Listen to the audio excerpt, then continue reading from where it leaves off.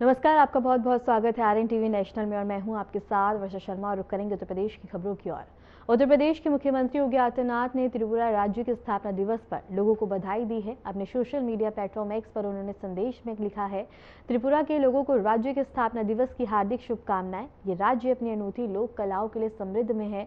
मैं कामना करता हूँ कि यह राज्य अपनी सांस्कृतिक विविधता के साथ विकास और समृद्धि के मार्ग पर निरंतर प्रगति कर रहा है।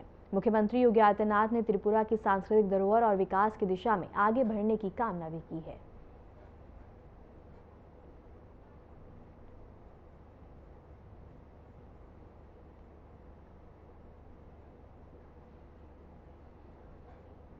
ग्रेटर नोएडा के सेक्टर 150 में कंस्ट्रक्शन साइट पर हुए हादसे में नोएडा के बता दें कि टेक एक्सपर्ट युवराज मेहता की दुखद मौत हो गई। घटना 16-17 जनवरी के दरमियान रात हुई है, जब युवराज की कार पानी से भरे गड्ढे में गिर गई। हादसे के तुरंत बाद स्थानीय लोग और पुलिस मौके पर पहुंचे, लेकिन गड्ढे में पानी होने के कारण युवराज को तुरंत निकाल पाना मुश्किल था। इस बीच एनडीआरएफ की टीम को बुलाया गया, जिसने रेस्क्यू ऑपरेशन के तहत युवराज की कार को सुरक्षित निकालने के लिए ट्रक में लोड किया। पुलिस और रेस्क्यू टीम ने हादसे की पूरी जांच शुरू कर दी है। साइट पर सुरक्षा मानकों के उल्लंघन की संभावना पर भी ध्यान दिया जा रहा है।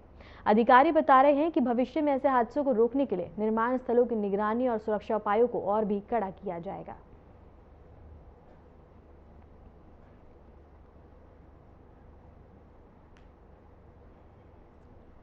चलिए अब आपको ग्राफिक्स के माध्यम से समझाते हैं ये पूरा हादसा। बता दें कि बेबस पिता के सामने बेटा मर गया और इस पूरे मामले में बता दें कि अभी तक की पूरी अपडेट हम आपको बताते हैं। नोएडा के सेक्टर 150 में हुए दर्दनाक हादसे ने पूरे इलाके को झकझोर कर रख दिया है। दरअसल एक बेबस पिता के सामने उनका बेटा इस दुनिया से चला गया। पानी से भरे गड्ढे में कार गिरने से यह हादसा हुआ है, जिसमें युवराज मेहता की मौत हो गई। घटना के बाद मामले की गंभीरता को देखते हुए मुख्यमंत्री योगी आदित्यनाथ ने एसआईटी टीम गठन करने का निर्देश दिया। उसके बाद एसआईटी टीम ने जांच शुरू की है। उसके बाद करीब बता दें कि एनडीआरएफ की मदद से कार को गड्ढे से बाहर निकालकर ट्रक में लोड किया गया। अब जांच टीम ने पूरे मामले की पड़ताल शुरू कर दी है और यह पता लगाने की कोशिश की जा रही है कि हादसा लापरवाही का नतीजा था या सुरक्षा मानकों की अनदेखी का। और इसके साथ ही बता दें कि टीम ने रेस्क्यू भी शुरू किया और इसके साथ ही एसआईटी टीम यहां गठित की गई है।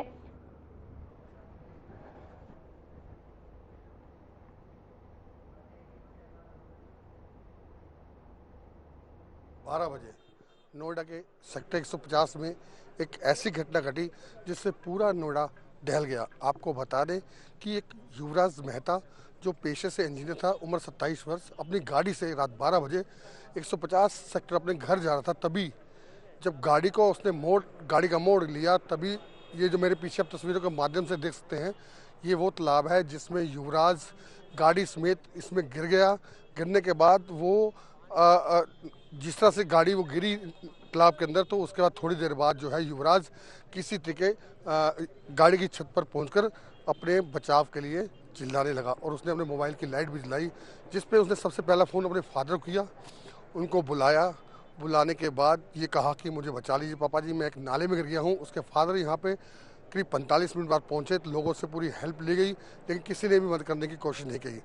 करीब 2 घंटे बाद भी युवराज को बचाया नहीं जा सका और युवराज की डूबकर मौत हो गई। लेकिन उसके बाद करीब सुबह से ही सर्च अभियान चालू होने के बाद युवराज का शव तो बरामद कर लिया गया था, लेकिन आज चौथा दिन है। उसकी गाड़ी जो आज भी इस तालाब में पड़ी है, जो सुबह से एनडीआरएफ की टीम जो सुबह 10 बजे से लगी हुई है, अभी तक गाड़ी में सर्च अभियान चल रहा है। गाड़ी नहीं मिल पाई है, लेकिन उनका मानना है, एनडीआरएफ का कहना है कि आज जो है गाड़ी को बाहर निकाल लिया जाएगा। आरएन टीवी से मैं प्रवीण बहल, नोएडा। शुक्रवार की रात 12 बजे जहां संभल हिंसा के मास्टरमाइंड पर शिकंजा कसा गया है। मास्टरमाइंड सारिक साठा पर शिकंजा। कोर्ट ने कुर्की का वारंट जारी किया था। घर को कुर्क करने की कार्रवाई जारी। इसके साथ ही बता दें कि आपराधिक मामले भी दर्ज हैं। प्रशासन की कार्रवाई तेज और दबिश लगातार जारी है। संभल हिंसा के मास्टरमाइंड सारिक साठा पर प्रशासन ने शिकंजा कसा है। कोर्ट ने उनके घर पर कुर्की की स्थायी वारंट जारी किया था और आज घर को कुर्क करने की कार्रवाई जारी है। बता दें कि सारिक साठा पर पहले से ही आपराधिक मामले दर्ज है। प्रशासन ने कार्रवाई अब तेज कर दी है और दबिश लगातार जारी है। इस कदम से कानून के हाथ की ताकत का संदेश भी मिल रहा है। इस वक्त की बड़ी खबर हम आपको संभल से बता रहे हैं, जहां लगातार दबिश दी जा रही है और इसके साथ ही आगे की कानूनी कार्रवाई भी यहां देखने को मिल रही है। इसके साथ ही सारिक पर इससे पहले भी कई आपराधिक मामले दर्ज हैं। उनके घर की कुर्की का स्थायी वारंट जारी किया गया था और इस वक्त की बड़ी खबर हम आपको संभल से बता रहे हैं। संभल हिंसा का मास्टरमाइंड सारिक साठा पर प्रशासन ने शिकंजा कसा है। कोर्ट ने उनके घर की कुर्की का स्थायी वारंट जारी किया था और आज घर को कुर्क करने की कार्रवाई जारी है। सारिक साठा पर पहले से ही कई आपराधिक मामले भी दर्ज हैं और प्रशासन ने कार्रवाई तेज कर दी है और दबिश लगातार जारी है। इस कदम से कानून के हाथ की ताकत का भी संदेश मिलता हुआ नजर आ रहा है।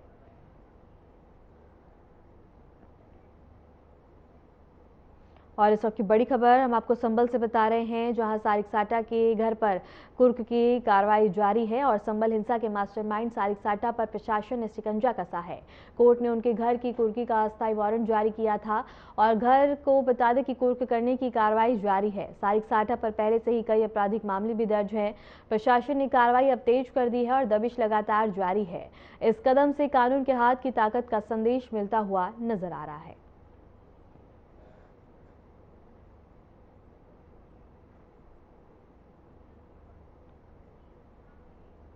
संभल हिंसा के मामले में तत्कालीन सीईओ अनुज चौधरी समेत 20 से अधिक पुलिस कर्मियों के खिलाफ एफआईआर दर्ज करने के आदेश देने वाले संभल जिला न्यायालय के सीजीएम को बता दें कि ट्रांसफर सुल्तानपुर में कर दिया गया है।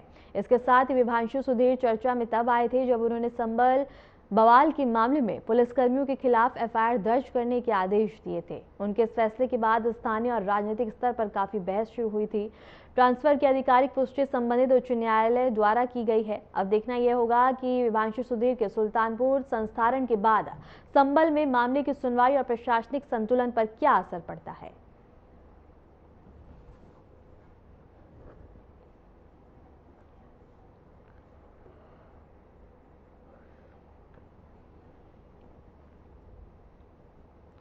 और इसके साथ ही खबर हम आपको बता रहे हैं, जहां संभल हिंसा के मामले में तत्कालीन सीईओ अनुज चौधरी समेत 20 से अधिक पुलिसकर्मियों के खिलाफ एफआईआर दर्ज करने के आदेश देने वाले संभल जिला न्यायालय के सीजीएम विभांशु सुधीर का ट्रांसफर सुल्तानपुर कर दिया गया है। विभांशु सुधीर चर्चा में तब आए थे जब उन्होंने संभल बवाल के मामले में पुलिसकर्मियों के खिलाफ एफआईआर दर्ज कराने के आदेश दिए थे। उनके इस फैसले के बाद स्थानीय और राजनीतिक स्तर पर काफी बहस हुई थी। ट्रांसफर की आधिकारिक पुष्टि संबंधित उच्च न्यायालय द्वारा की गई है। अब देखना यह होगा कि विभांशु सुधीर के सुल्तानपुर संस्थारण के बाद संभल में मामले की सुनवाई और प्रशासनिक संतुलन पर क्या असर पड़ता है।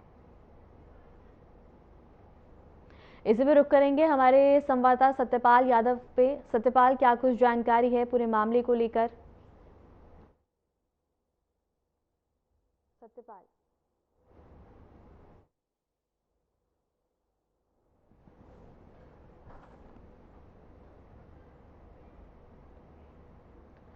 और इसके साथ ही बता दें कि संभल से खबर हम आपको बता रहे हैं, जहां आदेश सीजीएम और इसके साथ ही सुल्तानपुर उनका ट्रांसफर किया गया है। संभल मामले में एफआईआर का आदेश आने पर, और ये खबर हम आपको बता रहे हैं, जहां संभल में मामले की सुनवाई और प्रशासनिक संतुलन पर क्या असर पड़ेगा, ये देखने वाली बात होगी। एक बार फिर से रुक करेंगे हमारे संवाददाता का सत्यपाल, क्या कुछ जानकारी है पूरे मामले को लेकर? बिल्कुल, जिस तरह से जो संभल में जो सीजीएम कोर्ट के जो न्यायालय के जज थे, उनके लिए देर रात्रि उनको तबादला कर दिया गया है और इसको लेकर के उन्होंने जो संभल तत्कालीन सीईओ रहे अनुज चौधरी और जो तत्कालीन एसएचओ रहे थाना प्रभारी अनुज तोमर को, उनको लेकर के यहाँ पर जो उन्होंने उन शायद 20 लोगों पर एफआईआर दर्ज करने के आदेश दिए थे। अब उनका ट्रांसफर हो गया है सहारनपुर। जी सत्यपाल, अब क्या कुछ बदलाव देखने को मिल सकता है इस ट्रांसफर के बाद? अब इस बारे में न्यायालय का मामला है, इस बारे में कुछ कह नहीं सकते, क्योंकि जिस तरह से जो न्यायालय की तरफ से जो ट्रांसफर करने में जो एफआईआर दर्ज करने के आदेश दिए गए थे, हालांकि जो संभल के एसपी उनके द्वारा बताया गया था कि एफआईआर दर्ज नहीं होगी। अब इनका सीजीएम न्यायालय के जो जज हैं वो वहाँ पर उनका ट्रांसफर हो गया है। जी ठीक है सत्यपाल, आपको हम बनाए रखेंगे, आपका फिर से रुक किया जाएगा। संभल हिंसा के मास्टरमाइंड सारिक साटा पर प्रशासन ने शिकंजा कसा है। कोर्ट ने उनके घर की कुर्की का अस्थायी वारंट जारी किया था और आज घर को कुर्क करने की कार्रवाई जारी है। सारिक साटा पर पहले से ही कई आपराधिक मामले दर्ज हैं। प्रशासन ने कार्रवाई अब तेज कर दी है और दबिश लगातार जारी है। इस कदम ने कानून के हाथ की ताकत का भी संदेश मिलता हुआ नजर आया है। इसी पे एक बार फिर से रुक करेंगे हमारे संवाददाता सत्यपाल का। सत्यपाल, क्या कुछ जानकारी है पूरे मामले को लेकर, किस तरह की कार्रवाई की जा रही है? बिल्कुल, जो संभल में जो सारिक साटा है, जो संभल हिंसा में 24 नवंबर 2024 में हिंसा हुई थी, उसका जो मास्टरमाइंड सारिक साटा है, इसका करीब भारत में करीब 50 से अधिक मुकदमे दर्ज हैं। और जो एक दिन पहले न्यायालय की तरफ से इसकी संपत्ति का वारंट जारी किया गया था कुर्की को लेकर के, लेकिन आज जो अधिकारी है, एडिशनल एसपी हैं, तहसीलदार हैं, वो यहाँ पर पहुंचे, इसकी संपत्ति कुर्की के नोटिस चस्पा किए, कुर्की की कार्रवाई की गई। और उसके बाद अब जो माना जा रहा है कि जो संभल जो सारिक साटा है, जो पुलिस के मुताबिक बताया जा रहा है कि फरार चल रहा है, अभी पुलिस की गिरफ्त नहीं, पुलिस लगातार दबश दे रही है। लेकिन जिस तरह से जो संभल में जो सारिक साटा की संपत्ति थी, जो थाना नगाता के क्षेत्र में जो करीब करोड़ रुपए की संपत्ति, अब उसकी सरकारी अधिकारियों के द्वारा उसकी संपत्ति को जब्त करने कार्रवाई करने की कार्रवाई की गई है। जी, कुर्की की। सत्यपाल, पूरे मामले में प्रशासन का क्या कुछ कहना है और किस तरह से तैनाती वहां देखने को मिल रही है प्रशासन की, ताकि स्थिति बेकाबू ना हो? सुरक्षा की बात की जाए, सुरक्षा को लेकर भारी पुलिस फोर्स तैनात है, ड्रोन कैमरे, सीसीटीवी कैमरे से जगह जगह निगरानी रखी गई है। तमाम जहां पर सुरक्षा को लेकर पुलिस बल तैनात है और इसी को लेकर के बताया जा रहा है कि जो अधिकारी हैं वो उनकी मौजूदगी में यहाँ पर जो कुर्की की कार्रवाई की गई है। और लगातार ऐसे जो सारिक साटा की संपत्ति पर न्यायालय के आदेश पर आज जो नोटिस चस्पा कर उनकी कुर्की की कार्रवाई की गई है। जी ठीक है सत्यपाल, आपका बहुत बहुत शुक्रिया हमारे साथ जुड़ने की, तमाम जानकारी साझा करने के लिए। अयोध्या के हनुमानगढ़ी धाम में श्रद्धालुओं का भव्य स्वागत किया गया। दर्शन के लिए उमड़े भक्तों पर अयोध्या पुलिस द्वारा पुष्प वर्षा की गई, जिससे पूरा माहौल भक्तिमय हो गया। देश विदेश से आए लाखों श्रद्धालुओं ने हनुमानगढ़ी में दर्शन कर पुण्य लाभ प्राप्त किया। सुरक्षा और व्यवस्था को लेकर पुलिस प्रशासन पूरी तरह मुस्तैद नजर आया, जिससे श्रद्धालुओं को सुचारू रूप से दर्शन की सुविधा मिलती रही है।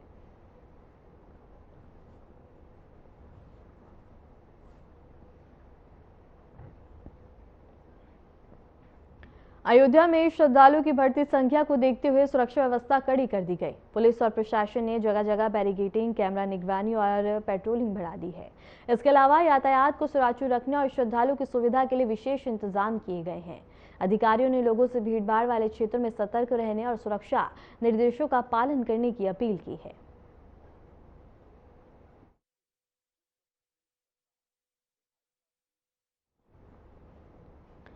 मिर्जापुर जिले से चौंकाने वाला मामला सामने आया, जहां बता दें कि जिम के नाम पर युवतियों के धर्म परिवर्तन के लिए दबाव बनाने का खेल चल रहा था। पुलिस ने 2 पीड़िताओं की तहरीर के आधार पर 4 आरोपियों को गिरफ्तार किया है। गिरफ्तार आरोपियों में मोहम्मद शेख अली अलाम, फैजल खान और जहीर और शादाब शामिल हैं। इनके खिलाफ शहर के अलग अलग इलाकों में संचालित 4 जिमों को भी सील कर दिया गया।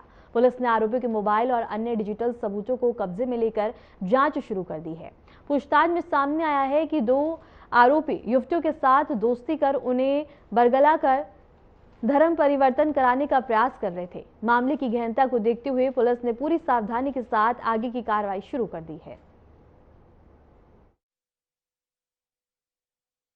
थाना कोतवाली देहात पर 2 अलग अलग पीड़िताओं के द्वारा 2 अलग अलग तहरीर दी गई थी, जिसमें कि गंभीर आरोप के साथ साथ यह भी अंकित था कि ये लड़के इन पीड़िताओं के साथ पहले दोस्ती करके एवं इनको बरगलाकर इनका धर्म परिवर्तन कराने का कार्य कर रहे हैं। प्रकरण की गंभीरता एवं संवेदनशीलता को देखते हुए तत्काल अभियोग पंजीकृत करते हुए क्षेत्राधिकारी सदर के नेतृत्व में एसओजी थाना कोतवाली कटरा, नगर, देहात सहित 4 टीमों का गठन कर पूरे घटना का अनावरण करने हेतु निर्देशित किया गया। हमारे संवाददाता तपेश विश्वकर्मा का। तपेश, क्या कुछ जानकारी है पूरे मामले को लेकर, क्या कुछ कहना है प्रशासन का? जी, आपको बता दें कि मिर्जापुर के थाना कोतवाली देहात में 2 अलग अलग युवतियों ने तहरीर दी थी, जिसके पुलिस ने कार्रवाई करते हुए मौके से 4 लोगों को गिरफ्तार किया है, जिसमें KGN 0.1, KGN 0.2, KGN 0.3 सहित एक अन्य जिम को भी बंद किया गया है। आगे पुलिस कार्रवाई कर रही है और देखा जा रहा है कि ऐसे जिनसे किसके किसके तार जुड़े हैं उन पर भी पुलिस कार्रवाई करके उनको भी गिरफ्तार भी करेगी। ऐसे बड़े सिंडिकेट का पुलिस ने भंडाफोड़ अब तक किया है, जिसमें 4 मुख्य आरोपी गिरफ्तार हुए हैं। तपेश, हालांकि ये पहली बार नहीं है कि जब धर्म परिवर्तन को लेकर मामले सामने आए। पहले आगरा, बलरामपुर, केजीएमयू और अब यहाँ से भी। क्या लगता है, क्योंकि सरकार और प्रशासन की चुनौती बढ़ गई, आखिर ये क्यों काबू में आते हुए नजर नहीं आ रहे हैं और सरकार को कोई अहम कदम उठाने चाहिए ताकि इनमें खत्म तो नहीं लेकिन रफ्तार इनकी जिस तरह से मामले बढ़ रहे हैं इनमें कमी आती हुई नजर आए? सबसे बड़ा सवाल यही है। जी, मिर्जापुर में भी अभी बीते दिनों एक ब्लेड कांड हुआ था, उसमें भी ऐसा ही कुछ मामला था। उसके बाद एक चाकू से हमला हुआ, ऐसे भी उसमें भी कुछ ऐसा ही मामला था। लेकिन ये मिर्जापुर में लगातार देखा जाए तो तीसरा मामला है। ऐसे में सरकार या प्रशासन को कोई सख्त कार्रवाई करना चाहिए इनके खिलाफ। ठीक है तपेश, आपका बहुत बहुत शुक्रिया हमारे साथ जुड़ने की तमाम जानकारी साझा करने के लिए। लखनऊ में आयोजित अखिल भारतीय पीठासीन अधिकारी सम्मेलन के समापन समारोह में उत्तर प्रदेश के मुख्यमंत्री योगी आदित्यनाथ शामिल हैं। इस अवसर पर सीएम योगी ने लोकतांत्रिक परंपराओं को मजबूत करने में पीठासीन अधिकारियों की भूमिका को महत्वपूर्ण बताया। सम्मेलन में देश भर से आए पीठासीन अधिकारियों और प्रतिनिधियों ने संसदीय कार्यप्रणाली, विधायी सुधार और लोकतंत्र को सशक्त करने से जुड़े विषयों पर विचार विमर्श किया है। इस दौरान सीएम योगी आदित्यनाथ क्या कुछ कह रहे हैं, आइए आपको सुनवाते हैं। के साथ जो लोग प्रत्यक्ष रूप से जुड़े हुए हैं वे लोग अपना अनुभव तो शेयर कर ही रहे हैं, लेकिन शेष अन्य लोगों को, उत्तर प्रदेश वासियों को मीडिया के माध्यम से यहां की गतिविधियों को जानने और सुनने का अवसर प्राप्त हो रहा है। मैं इस अवसर पर लोकसभा के माननीय अध्यक्ष जी का, राज्यसभा के माननीय उपसभापति जी का, आप सभी पीठासीन अधिकारियों का और इस पूरे अभियान को एक नई गति प्रदान करने वाले जितने भी हमारे इन विधायी संस्थाओं से जुड़े हुए अधिकारीगण हैं, उन सब का उत्तर प्रदेश आगमन पर हृदय से स्वागत करता हूं, अभिनंदन करता हूं। लोकतंत्र की आधारभूत इकाई है हमारी विधायिका, और वास्तव में भारत के संविधान के संरक्षक के रूप में ये अपनी भूमिका का निर्वहन करते हुए देश के अंदर न केवल विधायी कार्यों के लिए एक रूपरेखा तैयार करती है, बल्कि समग्र विकास की भी कार्य योजना का एक महत्वपूर्ण मंच होता है।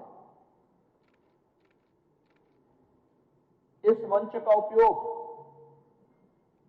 कैसे होना है, कैसे करना है और उसके लक्ष्य क्या है, ये संविधान के 3 शब्द भारतीय लोकतंत्र की आत्मा के रूप में काम करते हैं। न्याय, समता और बंधुता।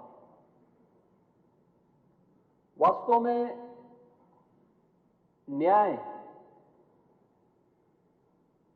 कैसे प्राप्त होना है,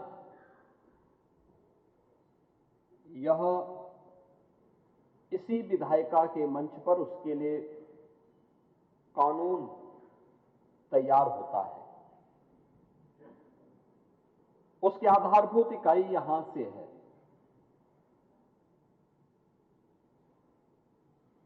सरकार की योजनाएं समता मूलक समाज की स्थापना में योगदान दे सकें, उसकी कार्य योजना का स्थल भी यही हमारी विधायिका का मंच बनता है। और बद्धता का उदाहरण तो प्रस्तुत स्वयं ये विधायिका करती है,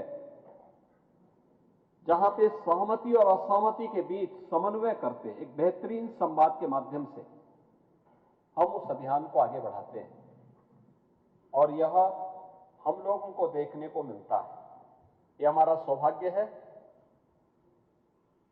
कि हमारे देश में लोकतंत्र के सर्वोच्च संस्था अत्यंत मजबूत है, दुनिया के लिए एक नई प्रेरणा है। अंतिम पायदान पर बैठे हुए व्यक्ति के आवाज को उसके जनप्रतिनिधि के माध्यम से देश के सर्वोच्च सदन में रखा जा सकता है, उसकी आवाज भी वहां पर सुनी जा सकती है, उसी मजबूती के साथ सुनी जा सकती है। इसकी प्रेरणा का केंद्र बिंदु है हमारी संसद। हर तबके का व्यक्ति वो अपनी बात को रखता है, उसकी आवाज सुनी जाती है, उसके माध्यम से देश के अंदर योजनाएं बनती हैं। और मैं तो अक्सर इस बात को कहता हूं, मुझे 5 बार लोकसभा में रहने का सौभाग्य प्राप्त हुआ था और मुझे इस बारे में बहुत गौरव की अनुभूति होती है कि हमने सामान्य जीवन में सरकार की गतिविधियों, आपसी व्यवहार और कैसे नियम के अंतर्गत इन कार्यक्रमों को आगे बढ़ाया जा सकता है, इन सभी को देश की संसद के अंदर सीखा है, जाना है। और मैं अक्सर कहता हूं कि जो भी विधानसभा या विधान परिषद केवल संसद के नियमों को, परिनियमों को एक बार अवलोकन कर लें, उसका प्रशिक्षण ले लें, उसको अपनी विधानसभा को संचालित करने में बहुत कठिनाई नहीं होगी और बहुत आसान भी होगी। और मैं धन्यवाद दूंगा कि हमारे विधानसभा के माननीय अध्यक्ष श्री सतीश महाना जी ने 2022 में अध्यक्ष विधानसभा का बनने के बाद मैंने उनके सामने इस बारे में रखा। मैंने कहा था, देखिए एक सामान्य सा उदाहरण है। मैंने कहा, देखिए हमारे यहाँ क्वेश्चन आवर में स्टार्ट क्वेश्चन 20 होते हैं, लेकिन पता लगता है कि ये सवा घंटे, 1 घंटा 20 मिनट का जो क्वेश्चन आवर होता है, इसमें केवल 2 से 3 सदस्य ही बोल पाते हैं। वो एक एक व्यक्ति 15-15, 20-20 सप्लीमेंट्री और फिर उसमें भी ऐसे ऐसे प्रश्न करते हैं, तो जैसे प्रश्न होते हैं वैसे उत्तर भी आते रहते हैं। क्या ये हो सकता है कि हम इसको संसद की तर्ज पर आगे बढ़ाएं? देखिए, हमारे लिए प्रेरणा कोई और नहीं था, हमारे लिए प्रेरणा संसद थी। और उन्होंने तत्काल उसमें संशोधन प्रारंभ किए, यहां की नियमावली में परिवर्तन किए। परिणाम क्या है? अब आप यहां देखेंगे, सवा घंटे में 20 स्टार्ट क्वेश्चन और हर एक स्टार्ट क्वेश्चन के प्रश्न के साथ, हर एक तारांकित प्रश्न के साथ 2-3 सप्लीमेंट्री भी पूछ लिए जाते हैं और मंत्री भी तैयार होकर के आता है, प्रश्नकर्ता भी तैयार होकर आता है, सभी संतुष्ट होते हैं। अधिक से अधिक जनप्रतिनिधियों की सहभागिता सदन के अंदर देखने को मिलती है। यानी नियम परिनियम भी अगर हम कुछ कर रहे हैं तो संसद उसका आधार बन सकती है। तो हमारे पास दुनिया की सबसे बड़ी लोकतांत्रिक संस्था के रूप में भारत की संसद है। उसके प्रति श्रद्धा और सम्मान का भाव हर भारतवासी का दायित्व बनता है। दूसरा, भारत जिसके बारे में आदरणीय प्रधानमंत्री जी बार बार कहते हैं कि भारत दुनिया की लोकतंत्र की जननी भी है। हमारे यहां बताइए ना, त्रिस्तरीय पंचायत की व्यवस्था हमने बाद में लागू की, लेकिन गांवों में सरपंच की व्यवस्था और पंचीय की व्यवस्था ये प्राचीन काल से थी, यानी ट्रेडिशनल थी। हम लोगों ने उसको अपने जीवन का हिस्सा बनाया था। यानी हम लोग उन चीजों को लेकर के जिसके बारे में राष्ट्रपिता महात्मा गांधी कहते हैं, ग्राम स्वराज की परिकल्पना को साकार अगर किसी ने किया था, हमारे गांवों ने किया था। और गांव कहीं का भी, उत्तर हो, दक्षिण हो, पूरब हो, पश्चिम हो, देश के अंदर रूप, रंग, वेशभूषा, खान पान अलग अलग हो सकते हैं, लेकिन उत्तर से दक्षिण तक, पूरब से पश्चिम तक पूरा भारत एक भाव और एक भंगिमा के साथ बोलता है, एक साथ सोचता है, एक साथ उसकी भावनाएं होती हैं, एक उसकी आस्था होती है। और उस आस्था को जोड़ने का आज हमारे पास सबसे सशक्त माध्यम हमारी संसद है। हमें उस संसद की फिलहाल के लिए उत्तर प्रदेश की खबरों में इतना ही, और ऐसे उत्तर प्रदेश की तमाम खबरों को जानने के लिए देखते रहिए RNTV नेशनल।